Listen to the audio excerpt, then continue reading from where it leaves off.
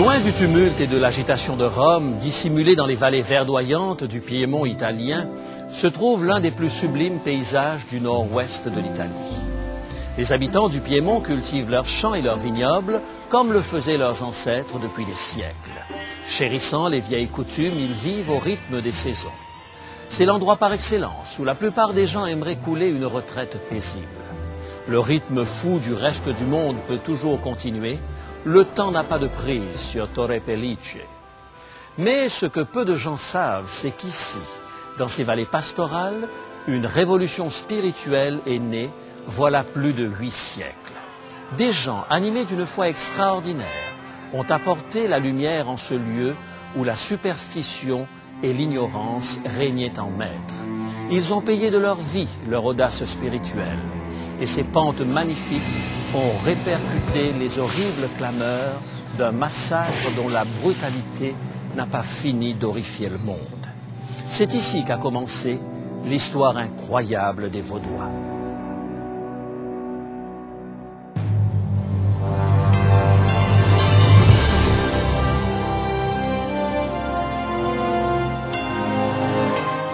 Elle a résisté à l'épreuve du temps.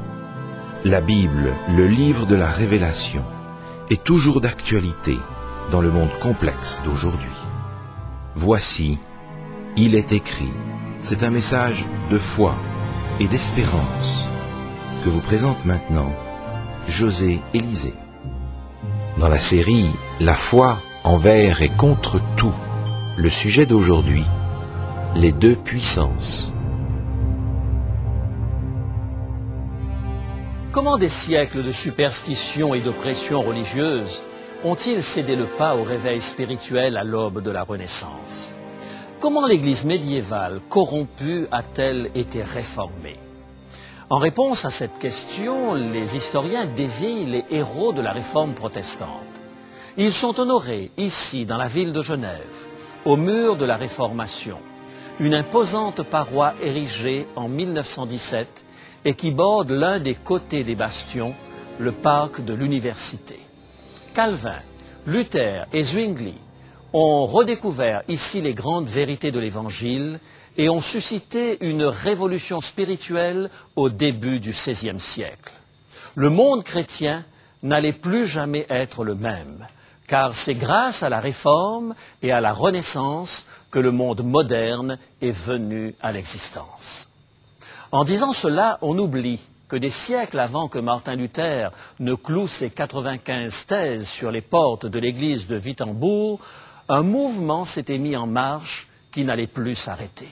Des siècles avant que l'invention de l'imprimerie ne rende possible la lecture de l'Évangile par le commun des mortels, des pionniers avaient préparé les cœurs en faisant passer cette précieuse parole de bouche à oreille.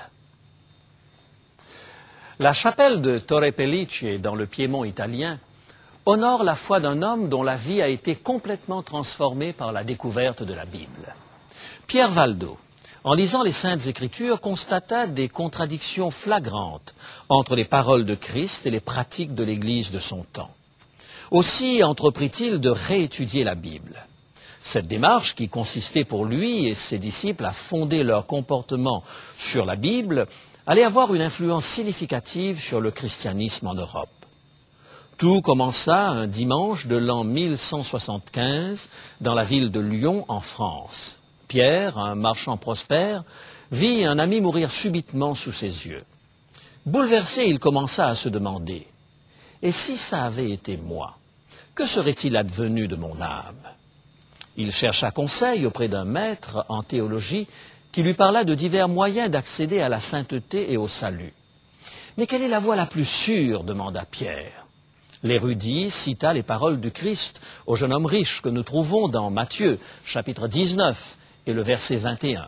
Matthieu, chapitre 19, et le verset 21. « Si tu veux être parfait, va, vends tout ce que tu possèdes, donne-le aux pauvres, et tu auras un trésor dans le ciel, puis viens et suis-moi. » Ces paroles impressionnèrent vivement Pierre Valdo. Homme d'affaires, il ne s'était guère montré attentif aux besoins des autres. Or, cette période était dure, car une famine sévissait, et Pierre remarqua le nombre impressionnant de mendiants dans les rues de Lyon. Aussi décida-t-il de se débarrasser de ses biens et de les donner aux pauvres en établissant un plan de distribution régulière d'aumônes. D'autres se joignirent à lui, et ainsi naquit l'association des pauvres de Lyon. Mais Pierre ne s'arrêta pas là. Il avait soif des paroles du Christ. À son époque, seules les versions latines des Écritures étaient disponibles. Il engagea donc 2 religieux pour traduire des livres du Nouveau Testament en dialecte local, et il fut ainsi en mesure d'étudier la parole par lui-même. Très rapidement, l'Évangile, cette bonne nouvelle que nous prenons pour acquise, et dont Paul s'était fait le défenseur tandis qu'il était dans les chaînes, renforça la foi de Pierre Valdo. L'Évangile de la grâce offrait un tel contraste avec les pratiques de l'Église. Bientôt, les pauvres de Lyon se mirent à prêcher l'Évangile à travers tout le sud de la France. Il ne fallut pas longtemps pour qu'un prélat local ne fasse comparaître Pierre devant un tribunal. Il voulait faire cesser cette prédication non autorisée. Mais Pierre était déjà habité de la mission confiée par le Christ à ses disciples que nous retrouvons dans l'Évangile de Matthieu, au chapitre 28 et le verset 19. Matthieu, chapitre 28 et le verset 19. Allez, faites de toutes les nations des disciples, les baptisant au nom du Père et du Fils et du Saint-Esprit, et enseignez-leur à observer tout ce que je vous ai prescrit. En 1177, Pierre et ses disciples furent bannis du diocèse. Par la suite, 8000 d'entre eux furent contraints à l'exil. C'est ainsi qu'ils aboutirent dans ces montagnes isolées et en vinrent à être appelés les Vaudois. Leur message était simple. Ils proclamaient Jésus comme unique médiateur. Ils prônaient pour chaque croyant le droit d'apprendre la vérité à partir de la Bible seule, le droit d'adorer selon leur conscience.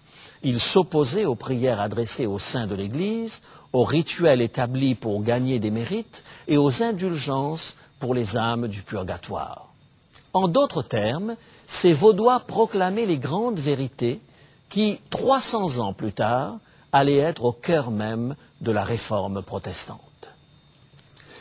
Tandis que nous contemplons le paysage sublime devenu le refuge des Vaudois, nous nous demandons quel pouvait bien être leur secret.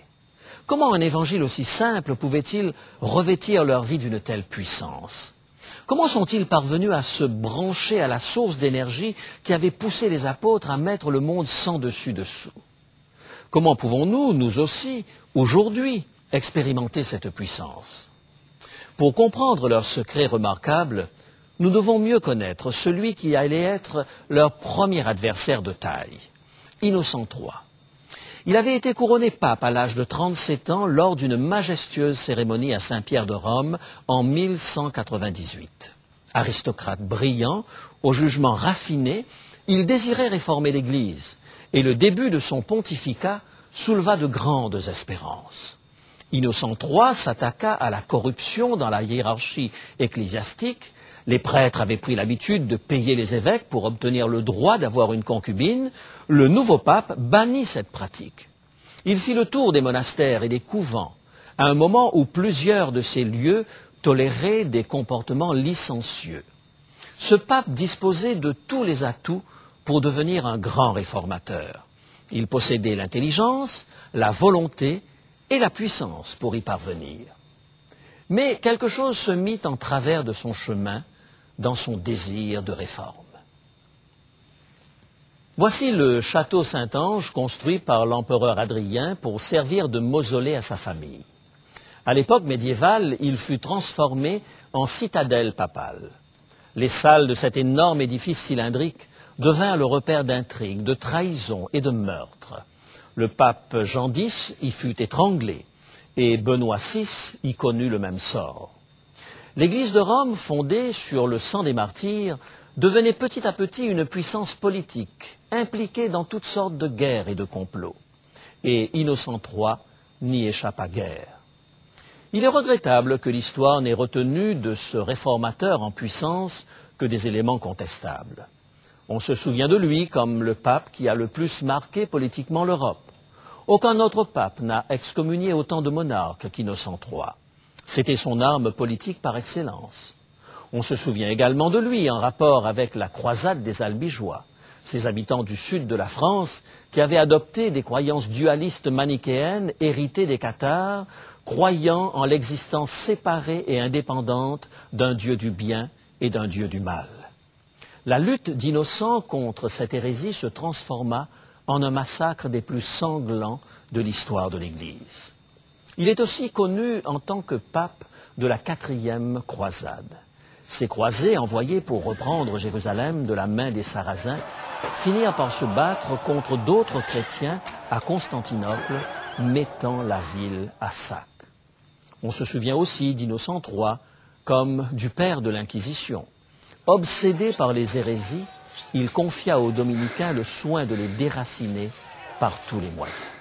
Oui, l'homme qui régna en maître autrefois au Vatican laissa un héritage troublant tant aux yeux des protestants que des catholiques.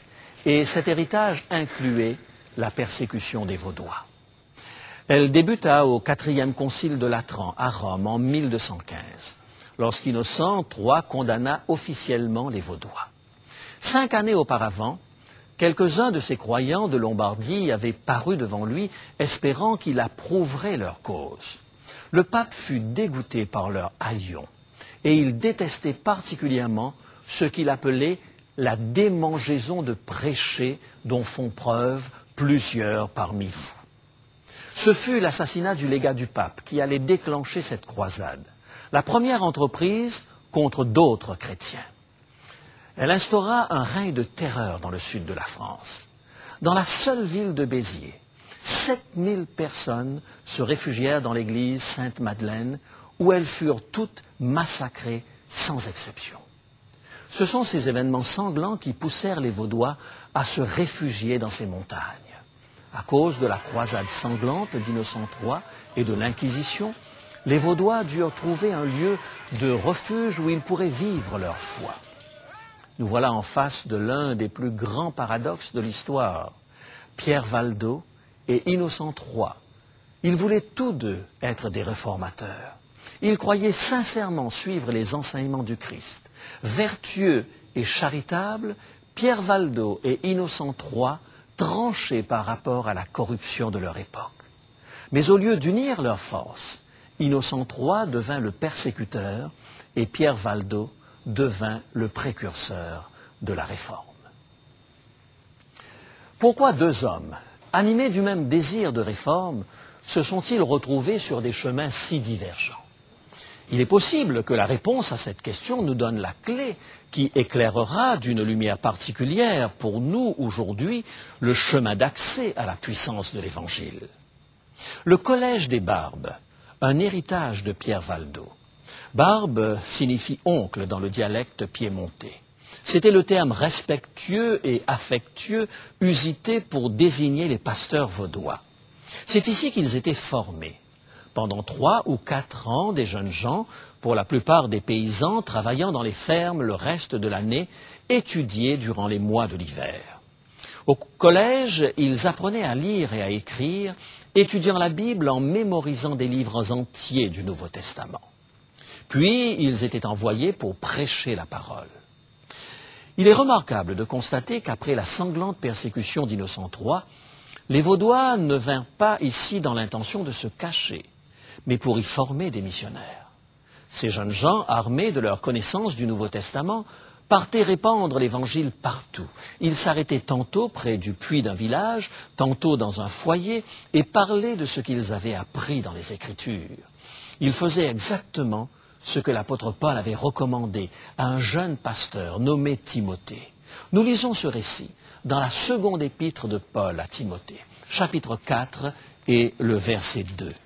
2 Timothée, chapitre 4 et le verset 2.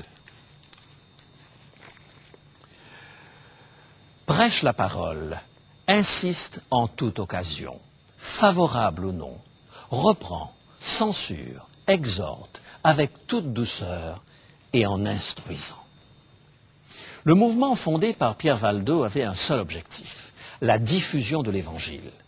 Au cœur de la mission de ces Vaudois se trouvait l'ardent désir de partager la bonne nouvelle. Innocent III, pour sa part, était habité d'une autre préoccupation. N'avait-il pas, dans son tout premier message, mis l'accent sur la raison pour laquelle les rois et les empereurs devaient se soumettre à lui en tant que vicaire du Christ?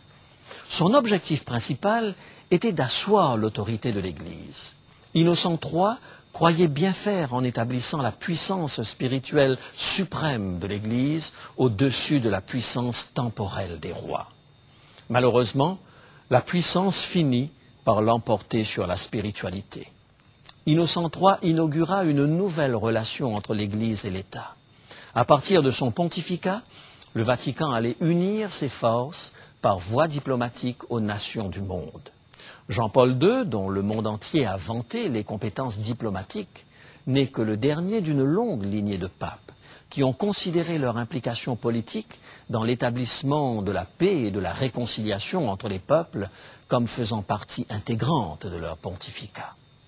Mais à l'époque d'Innocent III, le Vatican n'avait nul besoin de prendre les gants de la diplomatie pour imposer sa volonté. Un exemple frappant est celui de Philippe II Auguste, roi de France.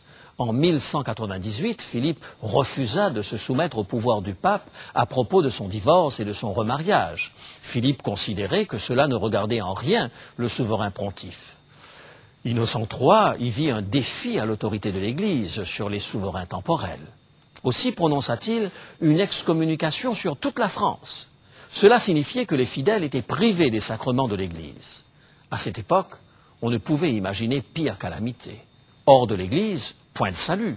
Sans la confession auriculaire et l'Eucharistie, point d'absolution. Et sans enterrement avec les sacrements de l'Église, pas d'accès au paradis.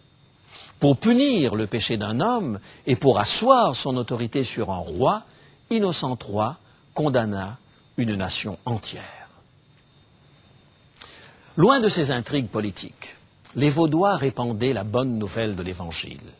Ignorant des questions religieuses, les fidèles acceptaient les dogmes de l'Église sans aucune remise en question. Aussi leur connaissance de l'incarnation et de la rédemption était quasi inexistante. Pas étonnant dès lors que les colporteurs vaudois faisaient un vrai tabac dans les campagnes. Ces disciples de Valdo se sentaient investis d'une mission, enseigner le peuple avec clarté et simplicité. Ils partageaient leurs convictions à l'aide de versets courts et concis. Car la grâce de Dieu, source de salut pour tous les hommes, a été manifestée. Tite, chapitre 2, verset 11. Le Seigneur use de patience envers vous, ne voulant pas qu'aucun périsse, mais voulant que tous arrivent à la repentance. 2 Pierre 3, verset 9. Qu'il est triste de constater que l'Église du Moyen-Âge s'est éloignée de cette simplicité de l'Évangile. Elle avait oublié que Jésus n'exclut personne, qu'il n'exige pas d'œuvre pour mériter le paradis, ni de dons pour effacer les péchés. Elle avait oublié que Jésus nous parle d'un Dieu qui a versé son sang et qui a pleuré pour offrir à tous la possibilité de se repentir. C'était ce Jésus qui motivait les Vaudois dans leur prédication. Trop occupés à répandre la bonne nouvelle, ils n'avaient cure de rabattre l'orgueil des rois. Pierre Valdo et Innocent III, deux réformateurs et pourtant deux héritages bien différents. Pierre Valdo illumina l'Europe avec l'Évangile et Innocent III acheva sa réforme dans le sang de milliers de victimes. La différence résidait dans le type de puissance que chacun d'eux recherchait. La même question se pose pour chacun de nous aujourd'hui. À quelle sorte de puissance aspirons-nous? Si nous sommes constamment poussés à la conquête, nous ne serons jamais satisfaits. Si nous enfermons l'Église dans une forteresse, nous autoproclamant les garants de l'orthodoxie de la foi, si nous imposons nos convictions par la force, nous ne serons jamais à l'abri d'un retour de manivelle. Nous devrions plutôt aspirer à la puissance spirituelle que dégage l'Évangile, celle qui nous pousse à partager la bonne nouvelle de lieu en lieu, tels ces Vaudois du Piémont. Ne l'oublions pas, nous nous imprégnons pleinement de l'Évangile en le communiquant. Nous conservons notre foi en la partageant. Nous expérimentons la grâce en la répandant autour de nous. C'est de cette manière que l'Évangile de Jésus-Christ peut changer le monde. C'est de cette façon que nous pouvons redécouvrir la formidable puissance qu'il recèle. Avez-vous découvert la bonne nouvelle de l'Évangile que vous brûlez de partager? Possédez-vous cette foi dynamique qui vous pousse à la partager? Je vous invite à redécouvrir l'Évangile du Nouveau Testament, à revenir vers cette puissance qui a changé le monde. Je vous invite à revisiter la grâce de Jésus qui se présente à vous et à la répandre autour de vous. Elle seule peut changer la face du monde. Pourquoi ne pas vous réclamer maintenant même de cette grâce transformatrice de Jésus? Je vous en prie, prenez le chemin qui mène à la vie, même s'il est semé d'embûches. Prenez le chemin de la grâce, le seul qui vous ouvre les portes de l'éternité. Père Céleste, nous te sommes infiniment reconnaissants pour ces héros de la foi qui nous ont ouvert la voie. Merci pour leur courage et leur témoignage. Nous voulons marcher sur leurs pas et bénéficier de leur héritage. Aide-nous à nous approprier l'évangile de Jésus-Christ aujourd'hui. Aide-nous à découvrir la grâce et à aider les autres à la trouver. Nous te demandons ces choses au nom de Jésus, notre Sauveur. Amen.